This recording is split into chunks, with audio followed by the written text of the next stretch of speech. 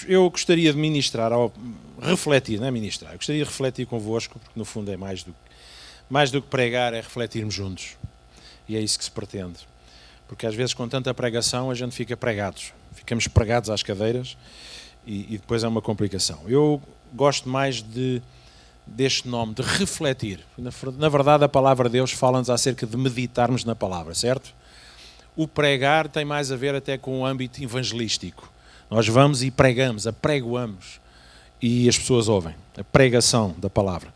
Mas no que toca a comunhão, a família, igreja, tem mais a ver com reflexão. É suposto ser uma refeição à mesa. Certo? É suposto ser uma refeição à mesa. Isto é algo que eu já preguei os termos. Já falei convosco há um tempo, mas penso que há bastante tempo. Mas Deus ontem pôs isto no meu coração, voltar a refletir sobre isto e relembrar. Gostaria que vocês abrissem em 1 Coríntios, capítulo 11. A palavra de Deus fala-nos, em determinado lugar dos Evangelhos, uma parábola. E uma parábola é uma história, não foi algo que aconteceu a sério. Jesus usava muito histórias ilustrativas, ilustrações, para fazer valer um ponto ou para que as pessoas pudessem entender aquilo que ele queria transmitir, o princípio espiritual. E há uma passagem que ele nos fala, aliás há duas, uma que fala sobre os talentos, outra nos fala sobre as minas, e diz que esta história que um senhor, em determinada altura, ele teve que se ausentar e diz que entregou aos seus servos, aos seus empregados, responsabilidades. Diz que a um deu 5 responsabilidades, vamos pôr assim, a outro deu 2 e a outro deu 1.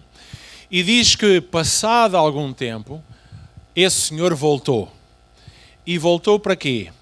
Para vir apalpar a fruta. Para ver do que é que era feito daquilo que ele tinha pedido para ser feito.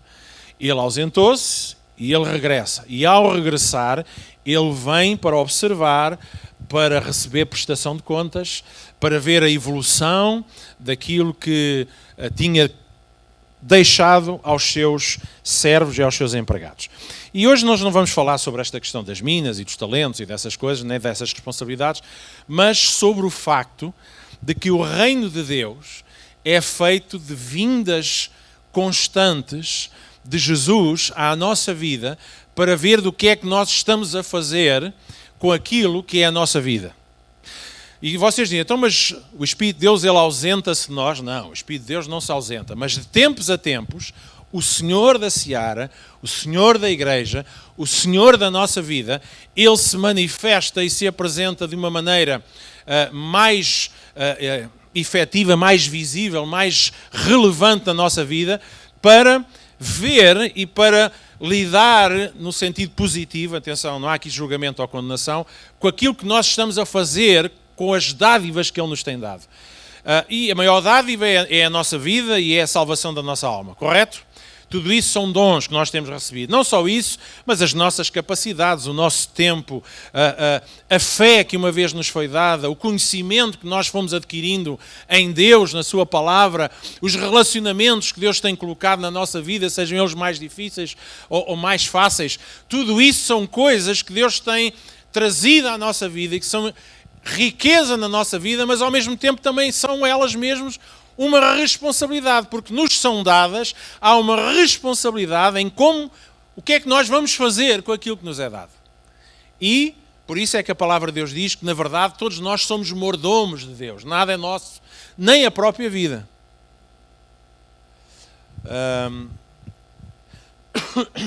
E há uma expressão que aparece várias vezes no Novo Testamento, que é esta expressão, até que eu venha. Ou até que ele venha. E claro, eu acredito, e nós, aqueles que acreditam, que a palavra de Deus fala isso, nós acreditamos que Jesus um dia vai voltar em pessoa visível para a sua igreja. Não faço prognósticos, porque isso, como diz no futebol, o prognóstico só no final do jogo, não é? Há muita gente que tem escrito milhares de livros, o mundo está cheio de filmes e de histórias a anunciar quando é que Jesus vai voltar, quando é que é o... E depois isto sempre associado a uma grande catástrofe, o fim do mundo, nem vamos entrar por aí, não é? Porque eu deixo isso ao Ted Danson quando cá vem para ensinar, que nos parte a cabecinha toda. Mas... certo? Nós acreditamos na volta de um Jesus que vem para uma igreja gloriosa. E aqui muda a perspectiva, porque há quem acredite que Jesus vem aqui salvar os poucos desgraçados que ainda se aguentam nas canetas antes que isto vá tudo para o escambau. Então, eu acredito que Jesus vai voltar para uma igreja gloriosa, uma igreja que está a caminhar no seu auge, na sua plenitude. Amém? Apesar de que às vezes a gente pontualmente e de forma localizada podemos não estar a ver isso a acontecer, mas também deixe-me dizer que o reino de Deus não é só aquilo que se vê, é aquilo que está escondido, certo? No trabalho de Deus na vida das pessoas. Às vezes até em tempos meios ilógicos. Mas nós acreditamos que Jesus vem um dia em pessoa. Agora, esta expressão, até que Ele venha, eu quero aplicar isto àquilo que nós estamos a falar. De tempos a tempos, Deus aparece, surge, manifesta-se, torna-se visível através de alguma coisa, de um processo, de uma situação em que Ele vem até nós para ver se o fruto está maduro. Para ver se a gente deu fruto e se o fruto está bom para se comer. E, certo? Porque nós somos a videira, Ele é a videira e nós somos os ramos que estamos enxertados nele. E o nosso Pai dos céus diz que é o lavrador. Então, nós estamos em Cristo para dar fruto, sabemos disso.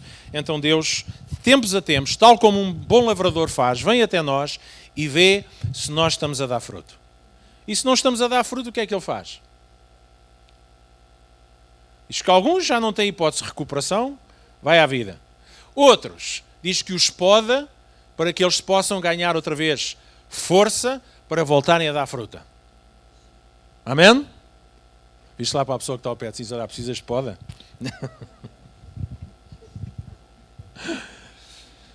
Certo? Isto é bíblica. Isto é bíblico, está na palavra de Deus, esta é a relação. E nós precisamos de entender isso. Então, capítulo 11, versículo 26, que é uma palavra que nós lemos todos os meses, quando tomamos a ceia, nem sempre, às vezes variamos. E que diz o seguinte, eu estava em 2 de Coríntios.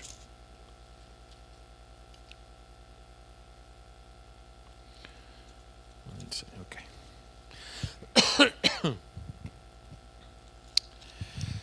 Então diz assim... Porque todas as vezes que comeres este pão e beberdes este cálice, anunciais a morte do Senhor até que venha. Esta é uma das 4 coisas que Deus nos manda fazer até que Ele se manifeste, até que Ele apareça, até que Ele nos peça contas, até que... Alguém percebe o que é que eu estou a dizer? Não estamos a falar do final dos tempos, não estamos a falar da manifestação física de Jesus, estamos a falar da ação espiritual e sobrenatural de Deus, que de tempos a tempos Ele vem até nós e requer prestação de contas para ver o que é que nós estamos a fazer no espaço entre aquilo que Ele nos mandou fazer e aquilo que Ele vem para ver o nosso fruto. Certo? E normalmente o fruto até se revela muito em alturas de teste, mas aqui diz que nós... Cada vez que tomamos o pão e bebemos o vinho, certo? O cálice e o pão, diz que nós anunciamos a morte do Senhor até que Ele venha. Como é que nós anunciamos a morte do Senhor até que Ele venha? Comendo o pão e o vinho. O que é o pão e o vinho? Unidade. Diz?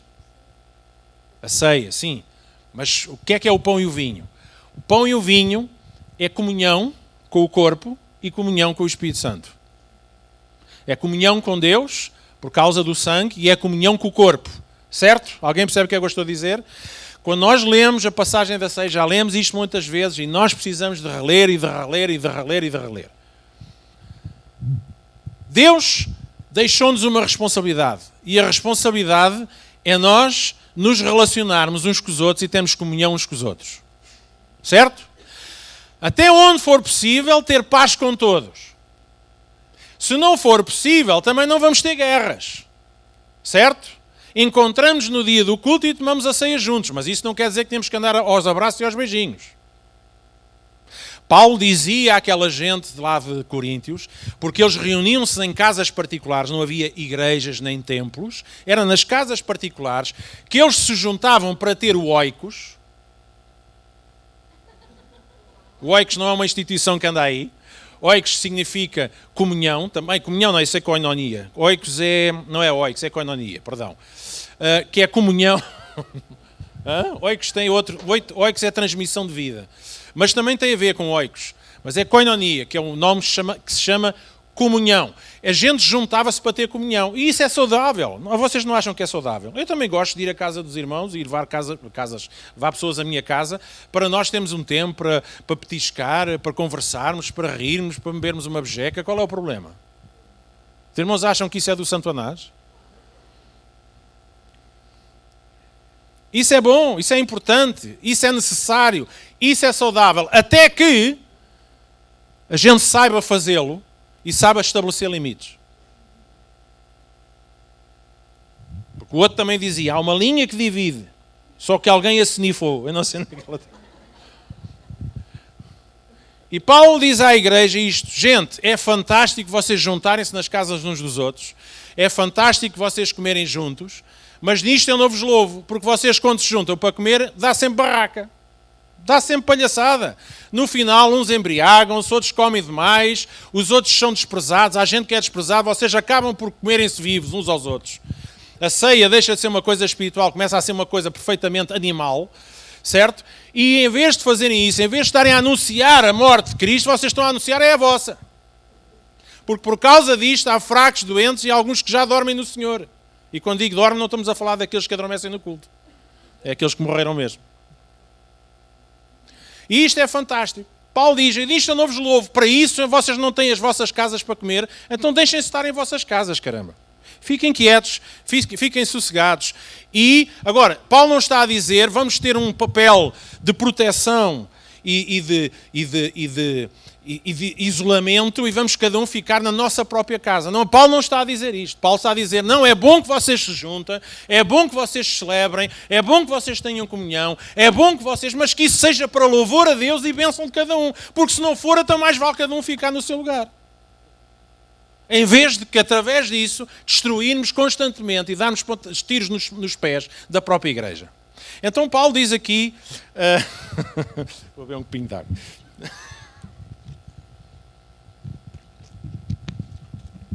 Eu sou o primeiro a dizer que igreja não é só isto. Isto aqui é a reunião da igreja para estudarmos a palavra de Deus, cantarmos juntos, louvarmos a Deus, porque há um propósito diferente para quando a igreja está reunida.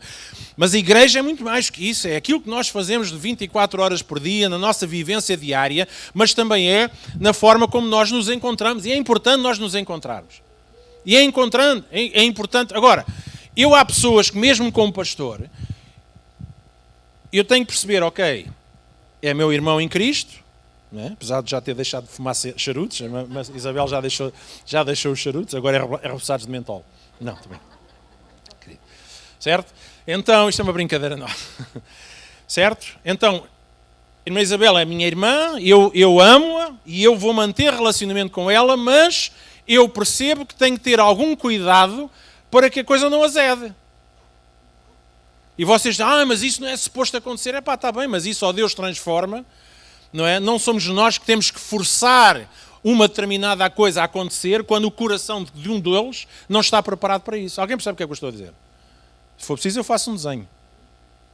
Então, gente, isto afeta o ambiente da igreja, isto influencia o papel e a missão da igreja e nós perdemos voz, meus irmãos. A igreja não cumpre o seu papel de anunciar Cristo até que Ele venha pelas reuniões que faz aqui na sala ou pelos eventos evangelísticos que nós vamos para a rua fazer. A igreja anuncia a morte de Cristo pela forma como se relaciona, como se ama e como tomam a ceia juntos. E aí atrás, o que é que vocês acham? Estou rodeado aqui de uma grande nuvem de testemunhas. Vocês é que não me estão a ver. Então nós anunciamos pela forma como nós nos relacionamos. Sabe, nós dentro da igreja não temos que andar a medir amor. Eu estou farto dessa conversa. E porque não há amor? Então se não há amor é porque tu não o trazes. Porque se tu estás cá dentro e dizes que não há amor, significa que tu também não o tens. Ou não é? Ai, não há amor, ai, eu preciso de amor, e aquele que não sei o quê, não ama. E então somos, quem é? Peritos em lançar versículos bíblicos quando é para reivindicar alguma coisa para si próprio. Mas deixe-me dizer, dentro da igreja nós não medimos amor. Sabe quem é que mede o amor? São as pessoas lá fora que dizem assim, vejam como é que aquela gente se ama. Que grande amor que eles têm. Sabe, a gente aqui não é uma competição de amor. É uma competição, em primeiro lugar, de submissão a Deus. Em amor, é verdade. Certo? E depois em deixar-nos transformar. Sabe, Jesus não veio para transformar a nossa personalidade. Ele veio para transformar o nosso caráter. Nós continuamos a ser uns mais explosivos, outros menos explosivos. Uns explodem para fora, outros implodem para dentro. Uns muito calados, outros muito efusidos. Uns saltam, os outros ninguém dá por eles. Não é isso que importa. O que importa é os valores que reinam lá dentro do nosso caráter. Aquilo que está por trás das nossas decisões, atitudes, não na forma como nós vivemos, na forma como exteriorizamos, mas valores como a verdade, como o amor, como a simplicidade, como a honestidade, a frontalidade, são coisas que têm a ver com princípios de caráter, não têm a ver com personalidade. Alguém percebe o que é que eu estou a dizer? Então, até que ele venha, o que é que nós temos que fazer? Anunciar a morte de Cristo. A quem? A nós? Não, a nós a gente já sabemos a notícia. Quem é que sabe que Jesus morreu e ressuscitou? Temos 2 pessoas. Okay. E meia. A gente já sabe. Então, quando tomamos a ceia, nós não estamos a anunciar-nos apenas uns aos outros. Estamos a relembrar. A nós é uma questão de relembrar. Mas nós estamos a anunciar ao mundo. Agora, o mundo não sabe se nós estamos aqui a comer pão e vinho. Se calhar se soubessem, estavam cá todos. Depende do vinho. É ou não é? Então, o que é que nós, na verdade, anunciamos? Porque o pão e o vinho é símbolo de aliança com Deus e uns com os outros. E a forma como nós nos relacionamos fora desta casa, dentro desta casa, nas nossas casas, na rua, nos cafés, nas esquinas, é isso que anuncia às pessoas lá fora, que esta gente realmente é diferente. Marca a diferença. Esta gente realmente traz luz a uma determinada área tão escurecida que a gente vê. Esta gente realmente traz aqui um equilíbrio num mundo tão cheio de ódio e de desprezo e de indiferença. O amor está lá. Vejam como eles se amam. Quem dizia isto era as pessoas fora da igreja, não era dentro da igreja. Nós não precisamos andar a ver quem é que se ama. Nós é que temos, cada um de nós, individualmente, amar. Ponto final. E isso é um compromisso e uma decisão com Cristo. Porquê? Porque esse é o seu mandamento até que Ele venha. Até que Ele apareça e venha pedir contas, e venha ver o fruto do nosso coração, e ver se a gente estamos lá a progredir ou não estamos. E deixe-me dizer, Jesus não vem para censurar ou para malhar na nossa cabeça.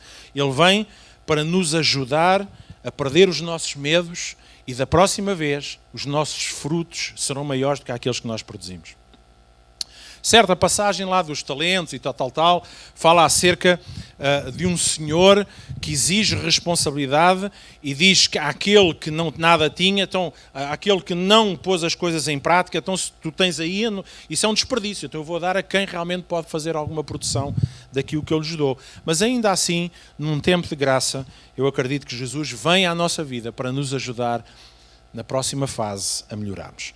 Vamos a Lucas capítulo 19, versículo 13.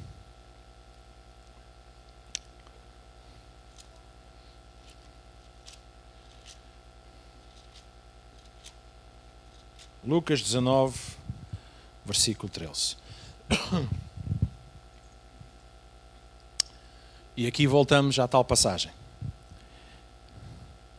E chamando, disse versículo, podemos ler a partir do versículo 12. Disse, pois, certo homem nobre partiu para uma terra remota a fim de tomar para si um reino e voltar depois. E chamando 10 servos seus, deu-lhes 10 minas, e esta é uma outra parábola idêntica. E disse-lhes, negociai até que eu venha. Negociai até que eu venha. Então, se no primeiro ponto era anunciai a morte do Senhor até que Ele venha, aqui diz negociai até que eu venha. O que é isto negociar? Os irmãos sabem que o reino de Deus é um negócio. Não é como vocês estão a pensar. Mas é um negócio. Sabe porque é que é um negócio? Porque ninguém investe sem esperar lucros ou dividendos. E Deus não tem feito outra coisa senão fazer investimentos. Ele investiu o seu filho. Ele investiu o seu tempo. Ele investiu os seus anjos. Ele investe nas nossas vidas diariamente. O negócio de Deus é investimento. E ao investir, Ele espera fruto. Porque nenhum de nós, até um próprio lavrador, é o que a Bíblia também diz, então qual é o lavrador que lança a semente à terra e não espera colher nada? Isso era ilógico. Toda a gente que investe ou faz alguma coisa espera um fruto, espera um lucro, espera um dividendo.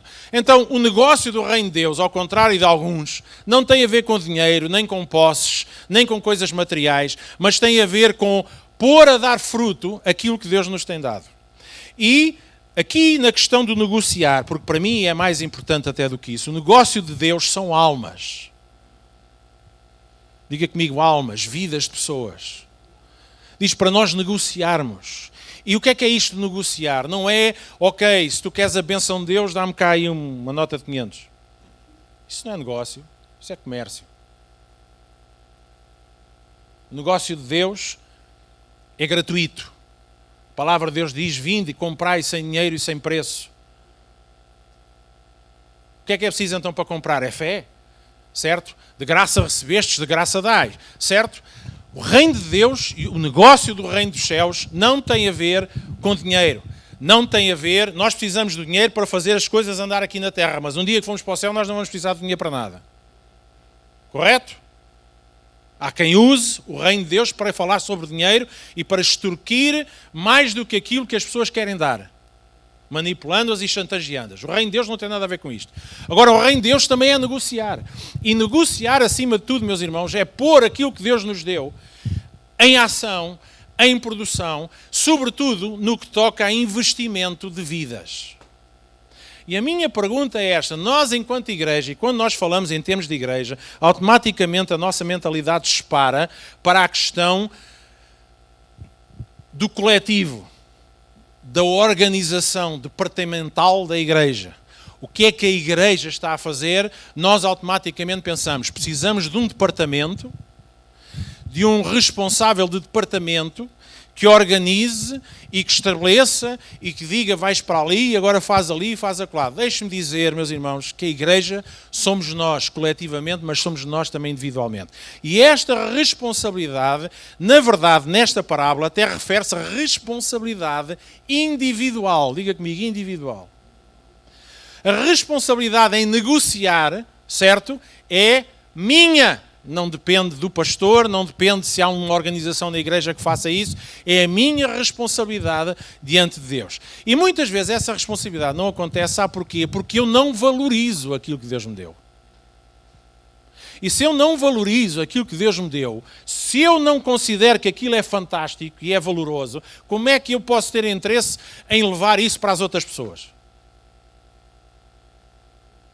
Se não é bom para mim, porque é que eu tenho prazer em ir investir isso na vida das outras pessoas?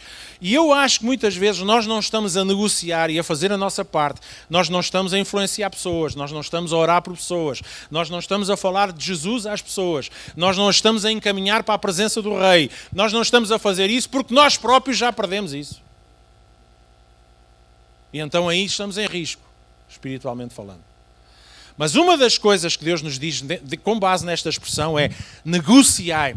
Não parem de investir, não parem de semear, não parem de gastar o vosso tempo, as vossas energias, o vosso dia, os vossos recursos, os vossos talentos, aquilo que Deus vos deu, ponham em investimento. O problema é que muitas vezes nós achamos que isto tem apenas a ver com um projeto global. Vamos fazer esta igreja... fazer desta igreja a maior do mundo. Então vamos todos ter aqui uma grande organização e uma grande estrutura. Isso pode ser fantástico, mas deixe-me dizer, investimento é muito mais do que números. É vida. Aquilo que Deus nos deu foi vida. E é essa vida que nós temos que partilhar com os outros. Mas para isso nós precisamos de estar ligados à vida. Precisamos ter relacionamento com a vida. Precisamos de gastar tempo a conversar com a vida. Precisamos de passar tempo a respirar a vida. E para isso, meus irmãos, nós precisamos de o fazer de forma decidida, determinada e individual. E a igreja, quando se reúne, vê-se o espelho daquilo que nós investimos na nossa vida com Deus. Ei, que o pastor hoje está bravo.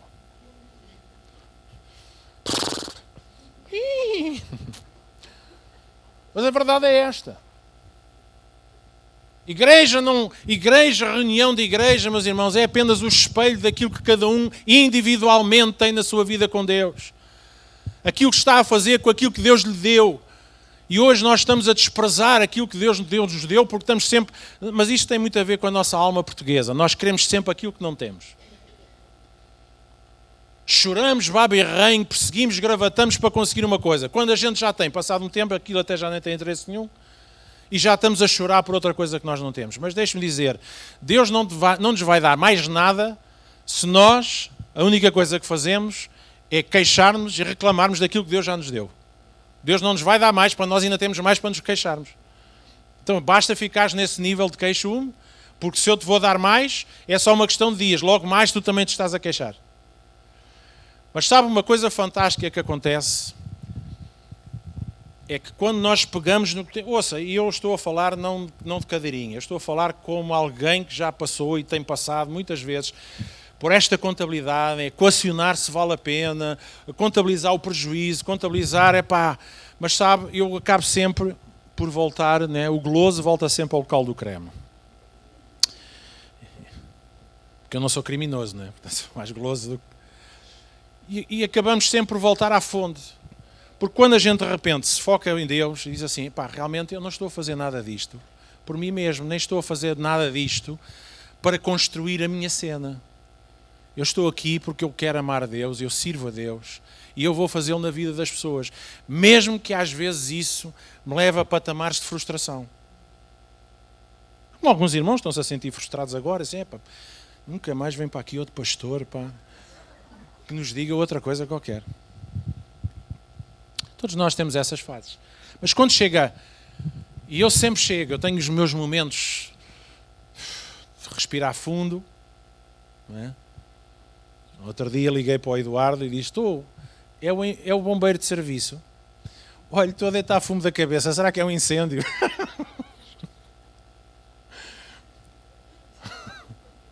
Todos nós temos esses dias, certo? Mas lá está, quando nós nos focamos no Senhor que nos deu tudo o que somos e temos, nós deixamos de pensar apenas nas circunstâncias e nos focamos em fazer o que é suposto fazer até que Ele venha.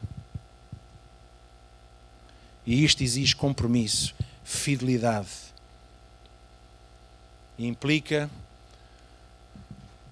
buscarmos a sua graça e a sua força para continuarmos a pôr a render a graça que nos foi dada, a fé que nos foi dada, a vida que nos foi dada, a alegria que nos foi dada na vida de cada uma das pessoas que estão ao nosso redor. Faz sentido ou não? Negociai. Então, se o reino de Deus não é comida nem bebida, nem é dinheiro, estamos a falar de quê? Estamos a falar de vidas. Deus veio por causa de nós e habita em nós e através de nós continuar a ganhar mais nós. A nós, a Mel e a Vodafone. Ok? Segundo ponto. 2 Coríntios capítulo 4, versículo 5. 1 Coríntios 4, versículo 5. Hã? 1 Coríntios, capítulo 4, versículo 5.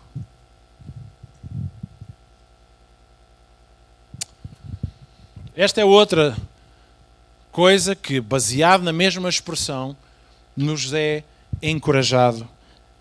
Diz assim, versículo 5: portanto, nada julgueis antes de tempo, até que o Senhor venha, o qual também trará à luz as coisas ocultas das trevas e manifestará os desígnios dos corações, e então cada um receberá de Deus o louvor.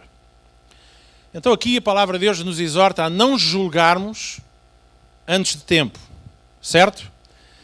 Até que o Senhor se mostre, se manifeste, até que o Senhor revele as coisas. Olha, se nós seguíssemos este princípio, nós éramos tão bem-sucedidos em tantas áreas da nossa vida, a começar nos relacionamentos, a começar até na própria complexidade, às vezes, das nossas emoções e dos nossos pensamentos, em que nós, muitas vezes, em momentos de pressão, tomamos decisões precipitadas pelas quais pagamos um preço alto. Certo? Em todas as áreas. Na área espiritual, na área física, na área material, na área dos relacionamentos, já falámos tudo. A nossa tendência, e volto a dizer, é avaliarmos e julgarmos por aquilo que se vê. Quem é que costuma fazer julgamentos e análises por aquilo que vê? Pronto, os outros são todos mentirosos, precisa tudo se arrepender, ou então são cegos. Ou são cegos ou são mentirosos. Todos nós, por aquilo que nós vemos, nós fazemos julgamento. E quando digo julgamento, não estou aqui só a falar no sentido pejorativo, negativo. Julgamento no sentido de análise, de avaliação, de exame, né? E nós tiramos as nossas conclusões com base naquilo que nós vemos. Mas Jesus diz uma coisa. Na verdade, a gente acha que vê, mas não estamos a ver nada. Porque quem vê tudo e sabe tudo é Deus. E às vezes aquilo que nós vemos e que aparenta ser uma determinada coisa, às vezes não é. Certo? E às vezes até crises pelas quais nós passamos e momentos difíceis que nós passamos, nós tendemos a fazer um julgamento, certo? Isto é a mesma coisa que dizer, aquela pessoa tem muito dinheiro no bolso, por isso ela é uma pessoa muito abençoada. Será? Os traficantes de droga também estão cheios de dinheiro. Da mesma forma como uma pessoa que está a passar um sofrimento, uma tribulação, e nós dizemos assim, aquela pessoa, pá, Deus está, um julgamento sobre ela, está a acontecer uma coisa terrível. Lembram-se de Jó? Não tinha nada a ver. Porque nós avaliamos. Nós olhamos para os relacionamentos, olhamos para as igrejas, olhamos para o reino de Deus, olhamos para várias situações e vemos situações e nós vimos por aí abaixo no nosso ânimo, no nosso encorajamento e dizemos, isto está tudo mal, isto está tudo a caminho do inferno.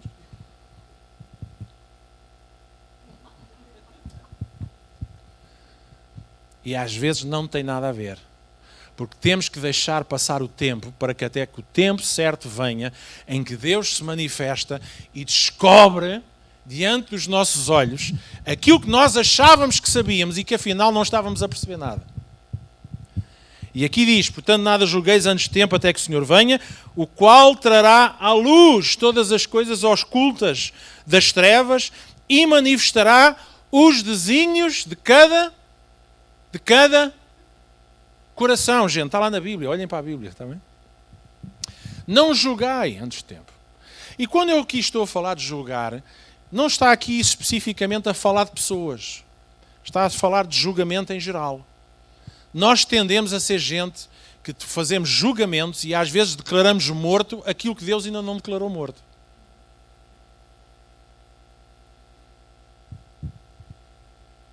E depois há aqueles, alguns também agora aí, que por onde vão, aquilo é só declarações de vitória, de conquista, já está tudo, já estamos todos no céu.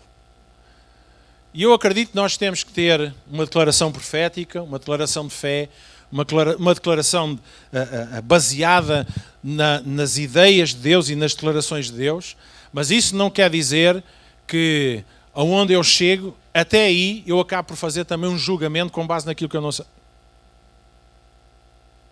Eu já vi gente com as vidas completamente escangalhadas, envolvidos em porcarias na vida deles, e alguém chegar só ao pé dele, e porque tu és o maior, e tu és assim, tu tal, és o maior, Deus tem uma sorte em ter-te no reino de Deus, ouve. Não admira que Lúcifer se rebelou só a pensar naquilo que tu és, pá. E na verdade estamos a fazer um julgamento. Alguém percebe o que é que eu estou a dizer? Estamos a falar de declarações e de afirmações que às vezes se têm baseadas em coisa nenhuma. E a palavra de Deus diz que nós não devemos ter uma atitude destas, nem devemos viver desta maneira. Julgarmos coisas, circunstâncias, julgarmos corações, julgarmos intenções, julgarmos atitudes, julgarmos gente. Nós não fomos chamados para julgar nada nem ninguém. Alguém percebe o que é que eu estou a dizer? A palavra de Deus diz para nós examinarmos as coisas, examinarmos as profecias, examinarmos a palavra. Vocês devem examinar a palavra que eu vos prego. ou que eu vos ensino ou partilho convosco, o nome que a gente quiser, certo? Agora, não estamos aqui para julgar nem pessoas nem intenções, porque na verdade ninguém... Ouça, nós às vezes nem o nosso próprio coração conhecemos. A Bíblia diz que o nosso coração é enganoso. Nós achamos que sabemos e conhecemos e somos os maiores até àquele momento em que Deus levanta a fervura e de repente nós conhecemos uma pessoa que até ali nós não sabíamos que éramos. Como é que nós podemos achar que é possível vivermos na base de fazer julgamentos de tempo, fazermos julgamentos sobre as pessoas, fazemos julgamentos sobre as circunstâncias, fazemos julgamentos com base apenas naquilo que se vê? Deus é que sabe. E por isso eu decido colocar a minha fé, a minha esperança e o meu tempo nas mãos de Deus. Às vezes há pessoas que estão muito preocupadas com mentiras que se dizem a seu respeito. E eu costumo dizer, a mentira é como um peixe fora d'água. Ela esperneia, ela salta, não sei o quê, não sei o que mais. Mas logo mais ela morre. É uma questão de tempo. Há situações que acontecem na nossa vida, na família, no trabalho, em determinadas circunstâncias, que aquilo parece ser tudo aquilo que nós achamos. Mas quando nós temos a nossa base em Deus, nós dizemos, ok, Deus, isto é o que parece. E nós vimos a Deus e oramos, olha Deus, eu não sei o que é que está a acontecer aqui, eu só sei que há alguma coisa que não está bem. Então, em vez de começar logo a pronunciar diagnósticos, eu deixo Deus sustentar no meio da crise, porque a seu tempo todas as coisas vêm à luz. Havia um pastor que eu conhecia que dizia, a verdade vem sempre ao de cima da tona.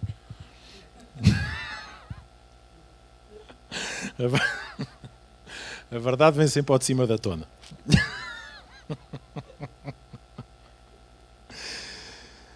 É assim, engraçado. Nós os pregadores às vezes temos assim umas coisas engraçadas. Está vendo? Então, não pronunciarmos sentença porque Deus tem a última palavra. Eu há um tempo preguei aqui sobre Deus põe uma vírgula no teu ponto final.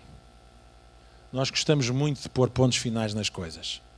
Mas deixe-me dizer que Deus tem sempre muito mais para além daquilo que nós achamos e pensamos e decidimos. E para terminar, porque já está a passar o prazo, Apocalipse capítulo 2, versículo 25.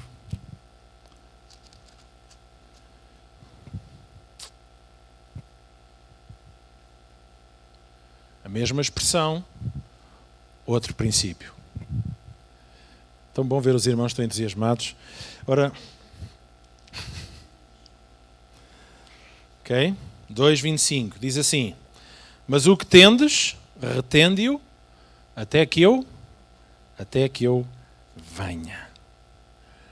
E esta é uma quarta responsabilidade que Deus nos deixou até que Ele venha, seja fisicamente, seja nesses timings em que Deus, de forma mais clara, se manifesta na nossa vida.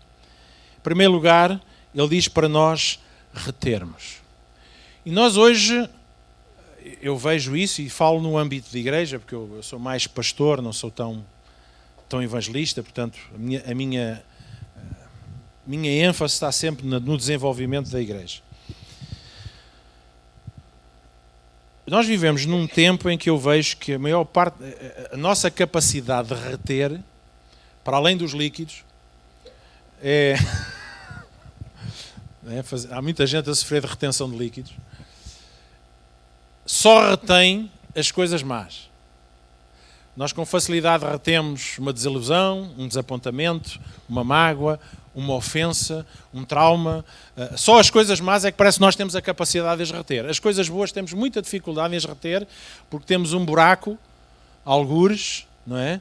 Aliás, há alguns que até têm um problema. Tem um canal direto daqui a aqui, não é? Zunga. E outros fizeram, como é que se chama? Um bypass, e então sai daqui e vem logo para a boca. Portanto, aqui, reter, não se retém nada, nada fica. E deixem-me dizer que reter exige esforço. Diga comigo, exige esforço. Quando nós andamos na escola, e temos alguns de vocês que estão ainda nas universidades e por aí fora, nós ouvimos muita informação. E nós temos que fazer o esforço de reter aquilo que nos é dado, senão com muita facilidade nós o esquecemos. Então temos que tirar apontamentos, alguns fazem gravações, né? Alguns têm que ir para as explicações, outros têm que em casa ter mais 3 horas ao final do dia com os pais. Portanto, há todo um esforço em reter, porque principalmente e em primeiro lugar nós temos que reter. E reter significa não deixarmos que entre por um lado e saia pelo outro. Seja aquilo que nós falamos na palavra, mas também aquilo que às vezes o Espírito Santo fala no nosso coração e nos faz sentir e perceber, e nós não retemos aquilo que Ele nos diz. E Jesus diz, importa reter aquilo que eu vos falo. Importa reter aquilo que eu vos dou. Importa ficar e agarrar e não deixar perder, porque os primeiros tempos são essenciais para se reter ou para se perder. E a alma e o espírito é como o nosso corpo. Nós precisamos de libertar algumas coisas e reter outras. O nosso corpo está feito assim. Vocês sabem disso, não sabem? Eu tenho um órgão que se chama bexiga. Eu não sei se os irmãos têm, mas eu tenho.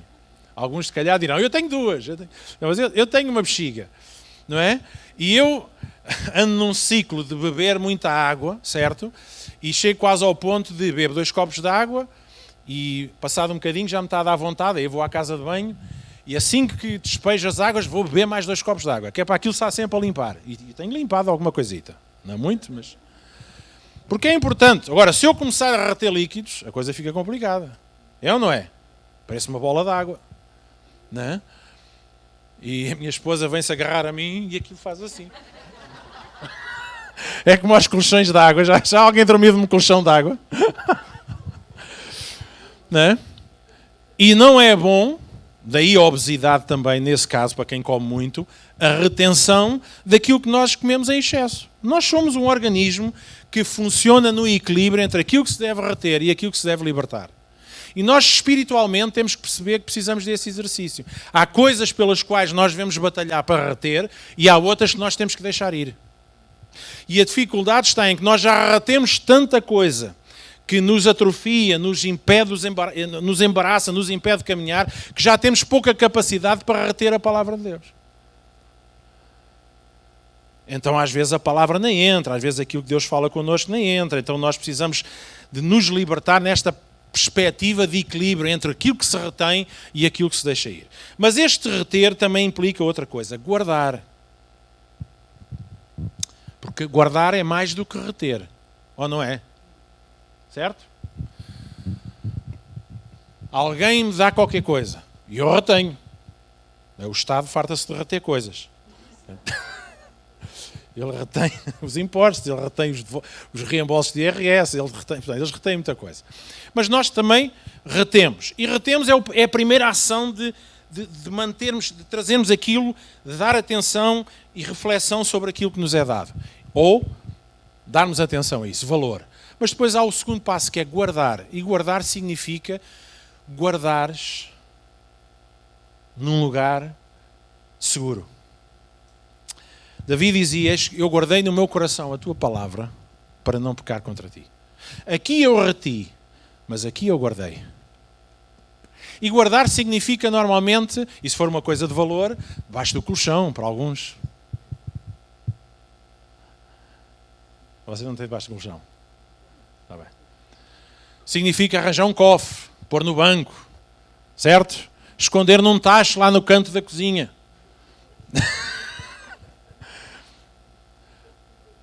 Porque nós guardamos aquilo que se torna valoroso e valioso para nós. Verdade ou não? Então não importa apenas reter é bom, mas se aquilo que nós retemos é valorizado e para nós tem uma importância, então nós não só vamos reter, como nós vamos guardar.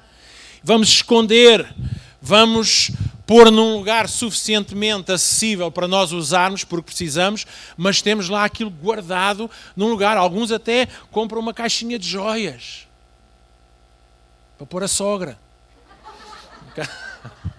A sogra é uma joia. Não estou a brincar. Vocês estão aí todos com um ar tão sério.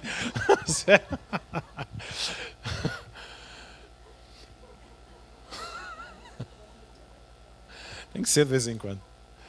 Certo? Porquê? Porque é valoroso para nós. Então nós guardamos. Onde é que se guardam as coisas importantes? No melhor sítio. E o melhor sítio é o nosso coração.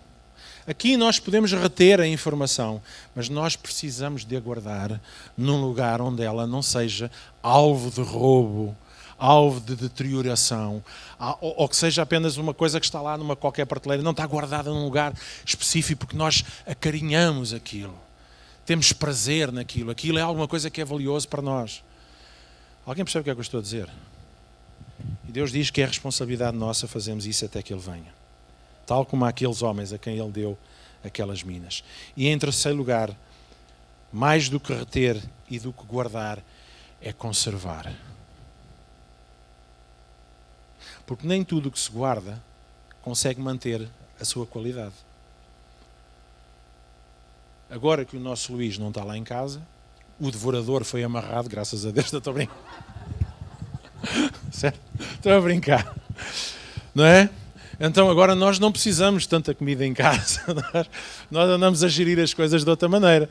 De tal maneira que não ontem fui ao frigorífico, ao jantar, não apetecia comer nada. Estou aqui a expor a minha vida para os irmãos perceber. Eu faço uma saladinha e descobri lá perdido no canto uma embalagenzinha, um tupperware com 3 metades de salsicha fresca que ficaram grelhadas ainda da outra semana atrás. E foi isso que eu comi. Mas fui buscar, estava lá uma outra caixa de atum que já estava toda verde. É um atum diferente, aquilo é um atum, é um atum ecológico, protege o ecossistema. O que é que eu fiz? Eu fiz bem, eu guardei, mas não consegui conservá-lo por muito tempo. Alguém percebe o que é que eu estou a dizer? Não basta guardar. Eu lembro-me quando cheguei aqui a Lausanne, a propósito da ação social e de ajudar uma série de famílias, houve uma série de garagens que eu esvaziei aos irmãos, porque toda a gente tinha lá coisas arrumadas, máquinas de lavar, fogões, camas, móveis, e houve situações em que nós chegámos a que aquilo já tinha verdura por cima, aquilo já cresciam árvores na mobília, não é? Porque, mas está guardado. Está guardado, mas não está conservado. E Jesus diz, não basta apenas reter, é importante guardar. E ao guardar, mantê-lo em boas condições. Dá um polimentozinho de vez em quando. Uma escovadela. Colocá-lo. É interessante, eu gosto muito de visitar coisas históricas, museus, castelos. Não é? Gosto de visitar. E é interessante ver que em determinadas situações eles percebem que não basta apenas ter lá. A gente, quando estava no Luxemburgo, íamos uma vez a passar, estávamos no Luxemburgo, tivemos lá um ano a trabalhar na igreja, e íamos numa estrada e aparece lá o castelo de La Rochette, ou La Rochelle. Um castelo, bora lá, chega ali, paga-se bilhete. Na altura já não me lembro, mas a gente até achou aquilo caro, mas pronto, com a vergonha não viemos para trás. E entramos e afinal aquilo era um castelo do IKEA. Porque aquilo castelo não havia, só havia pedras espalhadas pelo terreno e estava lá uma planta a dizer como é que o castelo tinha sido. Olha, muito obrigado. Não basta guardar o espaço, tem que se conservá-lo, gente. Mas temos ido a outros sítios em que eles têm desumidificadores, têm cuidado, dizem para não tirar fotografias, tem que se manter uma temperatura ambiente. Sabe porquê? Porque aquilo que se guarda é para conservar. Porque nós podemos guardar coisas e depois quando vamos a ver aquilo já está estragado. O que significa que o objetivo de Deus, quando nos dá seja o que for, não é pomos, não, temos aqui. Isto é como alguns têm a Bíblia. Alguns até, pastor, eu quero uma Bíblia de capa, de pele de azebugue, né, com brilhantes e um querubim brilhante no meio, percebe, que pisca durante a noite. Até porque é que o irmão quer a Bíblia? É para meter lá na mesinha de cabeceira, lá em cima, porque pronto, está ali, está guardada, está conservada, nós temos ali a palavra do Senhor. Mas a palavra significa falar a palavra, não é? Se é uma palavra, não é uma palavra. Então é a escrita do Senhor, só está lá só para fazer volume. Alguém percebe o que é que eu estou a dizer? Não basta ter lá. E, meus irmãos, a pior coisa que pode acontecer nas nossas vidas, e digo sinceramente, é que aquilo que Deus nos dá, nós decidimos pôr em banho-maria, decidimos guardar ali, quem sabe, para um dia de fome. Para um dia, posso vir a precisar. Não é, moça, isso vai se estragar.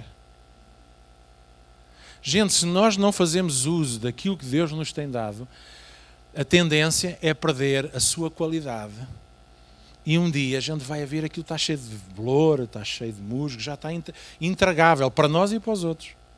Alguém percebe o que é que eu estou a dizer, gente? Mas aqui é o quarto ponto. Aquilo que vos tenho dado, o que vocês têm, o que vocês receberam, aquilo que é vosso como pessoa. Aliás, começa logo, Provérbios diz, acima de todas as coisas, guarda o teu coração, porque deles saem as saídas da vida, sai dali, é dali que é produzida a vida. Então, nós guardamos, mas nós temos que o conservar. Ah, pastor, mas a Bíblia diz que ela conserva em paz o teu servo.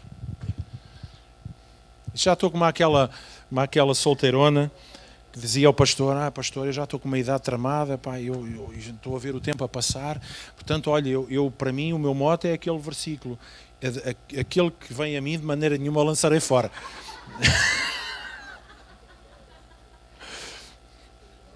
A gente arranja a Bíblia para todas as coisas que a gente quer. Sim, conserva em paz aquele que... Mas eu também tenho que trabalhar para a minha vida seja bem conservada. E eu digo isto, meus irmãos, porque vivemos... Mas mesmo que não vivêssemos um tempo em que há necessidade de repensarmos nestas coisas, esta é realmente uma responsabilidade que Deus nos deu. Eu tenho um talento.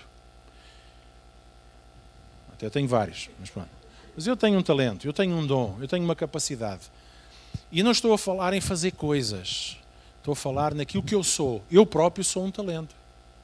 Eu próprio sou um dom nesta terra. Não sou um Dom João, mas sou um dom.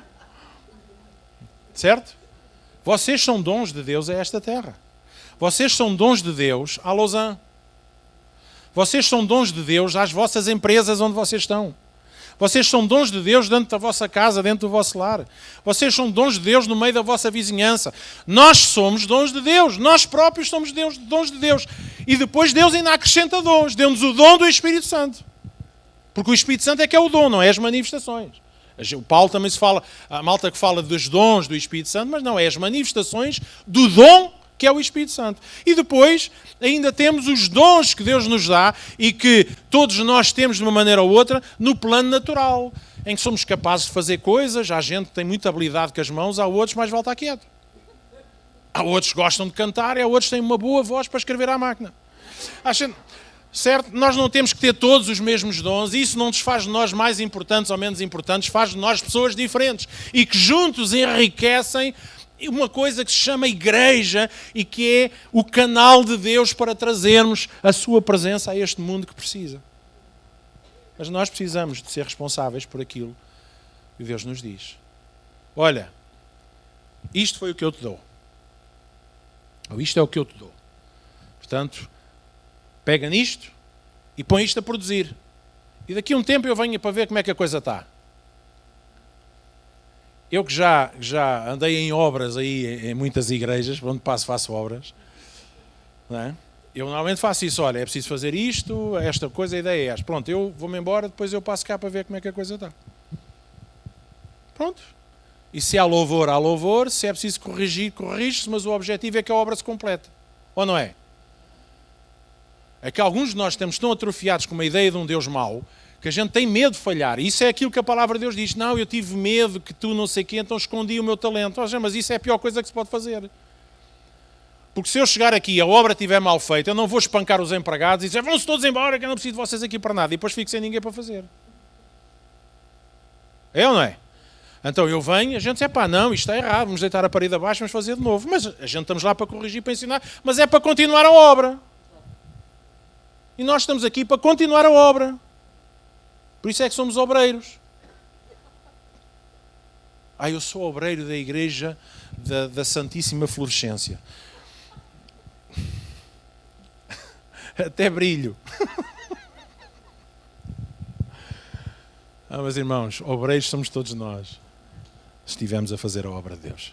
E a obra de Deus é uma coisa que deve ser natural, sobrenatural e necessária na nossa vida. Então anunciem a morte de Cristo até que Ele venha. Como? Na forma como nós nos relacionamos e nos amamos. Segundo lugar, pondo a negociar aquilo que é o reino de Deus, negociar, pôr a dar lucro e dar fruto, a vida que Deus nos deu, aquilo que Deus deseja é ver almas, pessoas tocadas por Jesus, ao encontro de Jesus, e nós somos os facilitadores disso. Terceiro lugar, não julgarmos, não estabelecermos sentença, não pronunciarmos que uma coisa está morta se não estiver. Deus é que sabe se está morta ou não. Tantas vezes os homens disseram, isto já não tem nada a fazer, e Deus vem e vira a situação do avesso. Então vamos fazer como Jesus nos diz, não fazemos nada antes de tempo, mas deixarmos que Ele faça e que Ele mostre os desígnios dos corações, traga as coisas à luz. Entretanto, eu vou continuar no meu trabalho e na minha posição a fazer o que tenho que fazer. E por fim, aquilo que tu tens, retém até que eu venha. Retém, guarda num lugar valoroso e conserva em bom estado. Eu nunca me esqueço uma coisa que ouvi há uns anos atrás de uma pregadora que é a Joyce Myers, e ainda hoje me lembro disso. Aquilo que foi necessário para nos levar até um determinado ponto é a mesma coisa que é necessário para me manter nesse ponto. Eu vou dar um exemplo. Eu quero muito que Deus faça qualquer coisa na minha vida, ou na vida da igreja, ou na vida de coisa. Então eu busco a Deus, eu oro a Deus, eu venho para os cultos, eu salto, eu louvo a Deus, eu sou extravagante, eu devoro a Bíblia todos os dias, e até que se cumpra aquilo que Deus me deu e Deus promove, ou Deus faz qualquer coisa. E depois assim, pronto, já cá estou, já cá cheguei, agora deixa-me descansar. E a gente entra na desbunda. Mas a gente precisa de lembrar isto. Aquilo que nós precisamos de fazer para nos levar a um determinado ponto é o mesmo que nós precisamos para nos fazer ficar lá.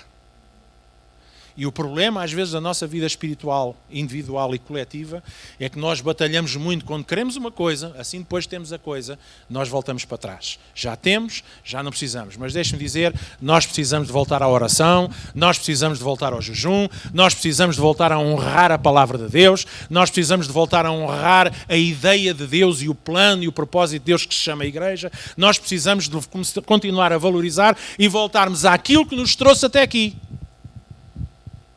para que possamos continuar aqui e evoluir para outro patamar. Alguém percebe o que é que eu estou a dizer? E aí, independentemente do pastor que vocês tiverem aqui, de um grupo de louvor que salta e vem dançar com havaianas, certo? Ou dos grandes eventos e dos grandes planos que uma igreja tem, se o coração da igreja não estiver no lugar certo, nós deixamos de ter igreja, passamos a ter um circo, porque a igreja apenas vem para o espetáculo e para assistir a uma qualquer reunião. Tenho dito. Igreja continua a ser o povo redimido de Jesus Cristo, por quem Ele pagou um preço grande e por quem Ele intercede e por quem Ele investe para nosso crescimento e nosso desenvolvimento. Mas não só para isso, para que através do nosso crescimento mais pessoas venham ao conhecimento do seu amor e do seu coração.